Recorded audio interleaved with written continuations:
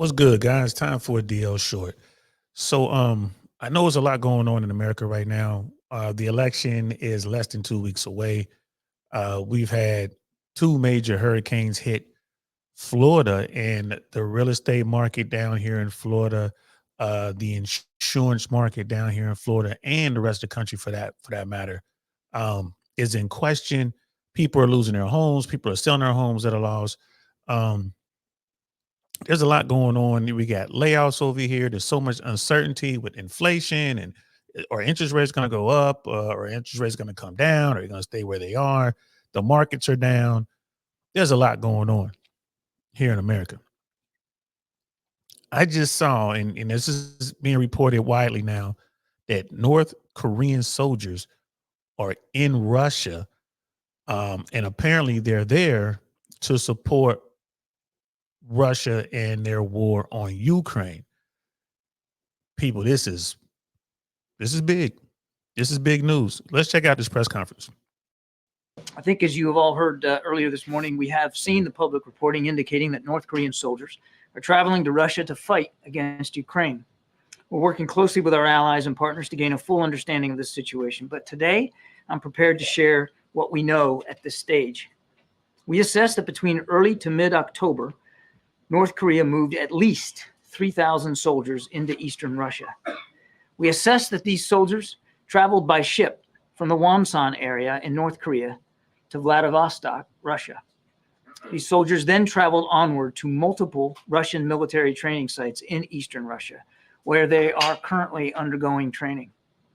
We do not yet know whether these soldiers will enter into combat alongside the Russian military, but this is certainly a highly concerning probability. So you heard right off the rip, they're using this opportunity, this press conference, to tell Russia and North Korea, we watching you, we've been watching you, we know what's going on. They just told Russia and North Korea how many soldiers, where they came from, how they got to Russia, how they via what type of mechanism, right? They put them on a boat, and that they're currently training. And I bet you the American government can tell them what type of training they're currently engaged in. This is all directed to the Russians and the North Koreans. We see what y'all doing. That's what it is. And then he said this part like, we don't know why they're there. So this is them saying, hey, last chance, get them out of there, right? Pull them to a part of Russia where there has nothing to do with this fight. But if you engage, if the North Koreans get involved in this fight, North Korean soldiers, it's going to be a problem. Let's continue. After completing training, these soldiers could travel to Western Russia and then engage in combat against the Ukrainian military. We have briefed the Ukrainian government on our understanding of this situation, and we're certainly consulting closely with other allies, partners, and countries in the region on the implications of such a dramatic move and on how we might respond. For the time being, we will continue to monitor this situation closely. But let's be clear. If North Korean soldiers do enter into combat, this development would demonstrate Russia's growing desperation in its war against Ukraine.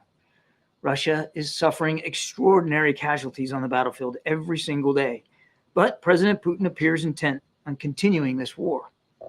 If Russia is indeed forced to turn to North Korea for manpower, this would be a sign of weakness, not strength, on the part of the Kremlin. Yo, what you guys are watching right there is real-time saber rattling. They letting you know that this is what's going to happen. And here's the deal. France, United Kingdom, Germany, Poland, and a couple other countries over there, right? A couple of the Norwegian countries over there are eager and willing to get involved. Although Ukraine is not a part of NATO, NATO definitely has a problem with this. So this is something serious, guys. Now, how does this play in or tie into the election? Well, pretty much know where the Democrats stand on this. You got Kamala Harris, who has basically not separated herself at all. There's no distance between Kamala Harris and the current administration. So they're going to back Ukraine. Donald Trump, on the other hand, has made it clear where he stands on Ukraine, and he's made it clear that he's cool with Putin. So I really don't know what Donald Trump or his administration would do about all this if he were president.